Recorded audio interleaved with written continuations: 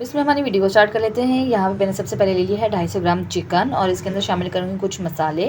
Half tea spoon इसमें लाल मिर्ची powder शामिल करूँगी, हाफ़ टी स्पून नमक और हाफ़ ही टी स्पून में इसमें हल्दी शामिल कर रही हूँ। इन सारी चीज़ों को ना चिकन पे अच्छी तरह से मिक्स कर लेंगे और अच्छी तरह से चिकन के ऊपर सारी चीज़ों की कोटिंग कर लेंगे।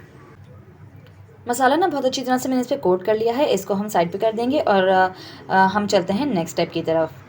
अब यहाँ पे ना मैंने एक पैन ले लिया है, तकरीबन 2 टेबल स्पून इसमें मैंने शामिल कर दिया है तेल और इसमें मैं डालने लगी हूँ एक मीडियम साइज़ की प्याज, रफली चॉप कर लिया था। इसको ना हम तेज़ आंच पे पकाएंगे कि हमने इसका जो कलर है ना वो थोड़ा सा चेंज करना है, इसको पिंक कलर का हमने लेकर आना है। तो तेज़ आंच पे तकरीबन 2 से 3 मिनट के लिए इसको पका लेंगे। अब यहाँ पे ना प्याज को मैंने 2 से 3 सेकंड के लिए पका लिया है। यहाँ मैंने ले लिए थे 5 अदद जवे लहसुन के ले लिए हैं, एक छोटा 1.5 इंच का टुकड़ा मैंने अदरक का ले लिया है और 4 अदद हरी मिर्ची लेनी है, ये इसमें शामिल कर देंगे। और इन चीज़ों को भी हम ना प्याज के साथ भून लेंगे। अच्छा, इनको भी हम ना बहुत ज़्यादा हमें नहीं पकाना है, अदरक और लहसुन और मिर्चों को बस हल्का सा कलर आने तक हमने इनको भून लेना है। अच्छा जी, लहसुन अदरक भी भून चुके हैं, तो अब मैं इसमें शामिल करूँगी 2 मीडियम साइज़ के टमाटर। इनको भी मैंने रफली चॉप कर लिया था। रफ मिक्स कर लेंगे और जब तक टमाटर का पानी ख़त्म नहीं हो जाता ना हमने इनको भून लेना है। 1 से 2 मिनट मैंने टमाटर को भूना है, तो इनका पानी जो है ना बिल्कुल ख़त्म हो चुका है। फ्लेम में ऑफ़ कर दूँगी और इस स्टेज पे इसके ठंडा होने का वेट करूँगी। जैसे ही सब ठंडा हो जाएगा तो इसका हमने बहुत ही फ़ाइन सा एक पेस्ट बना लेना है।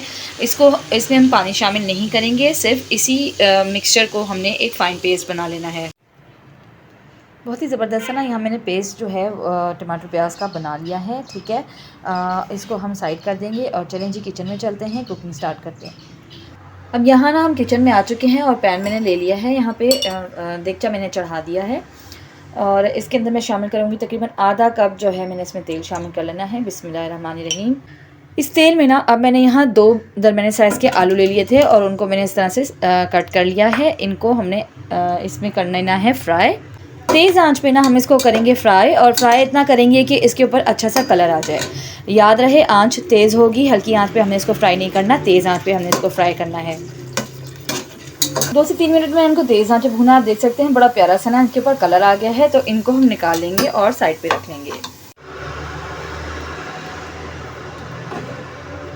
अब इसी तेल में ना इसी बर्तन में यहाँ मैंने 2 हरी इलायची ले ली थी और इस तरह से इनको बीच में से मैंने चीरा लगा लिया था। वो 4 अदद मैंने यहाँ लौंगे ले लिए हैं, वो इसमें शामिल कर दूँगी ताकि अच्छा सा ना इसका इसमें फ्लेवर आ जाए। थोड़ी देर के लिए इसको इसमें कड़कड़ा लेंगे।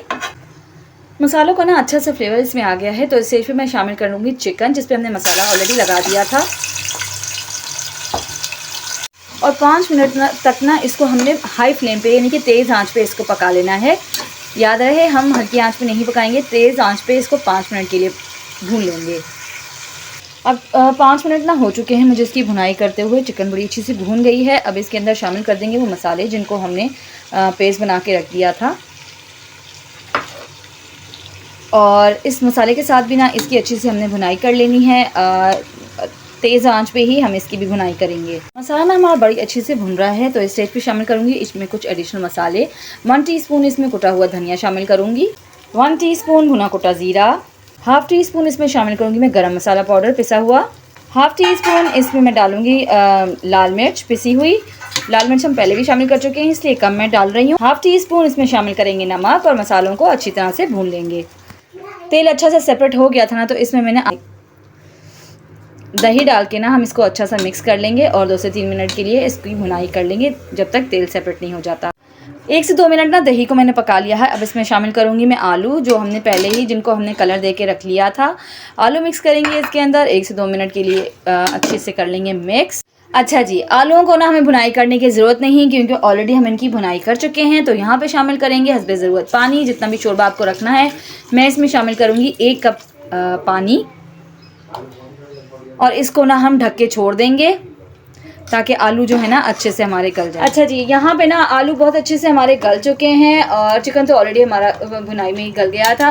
तो इसमें मैंने जो है ना ढेर सारा डाल दिया हरा धनिया, और कलर देख रहे हैं ना आप, इसका कितना खूबसूरत सा इसका रंग आ गया है। पानी से मैंने मज़ीद शामिल नहीं किया, वही पानी था उतना ही।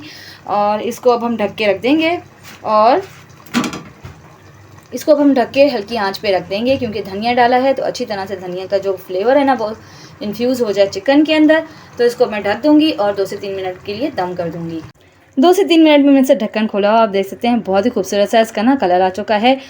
मज़ीद इसको नहीं पकाएंगे, सालन हमारा रेडी हो गया। तो चलें जी, इस खूबसूरत से सालन को, मज़ेदार से सालन को कर लेते हैं डिश आउट। जी तो व्यूअर्स, ज़बरदस्त सा सालन हमारा रेडी हो चुका है और सालन को मैंने कर लिया है डिश आउट। आप देख सकते हैं बहुत ही खूबसूरत सा इसमें कलर आया है और बहुत ही ज़बरदस्ती इसकी ग्रेवी बन के तैयार हुई है। तो वीडियो को ना आपने स्टेप वाइज लेके चलना है और पूरा एंड तक आपने फॉलो करना है, तभी आपके बेस्ट रिजल्ट्स आएंगे। फिर मिलेंगे किसी नई रेसिपी के साथ। मुझे दुआ में ज़रूर याद रखिएगा। तब तक के लिए अल्लाह हाफ़िज़।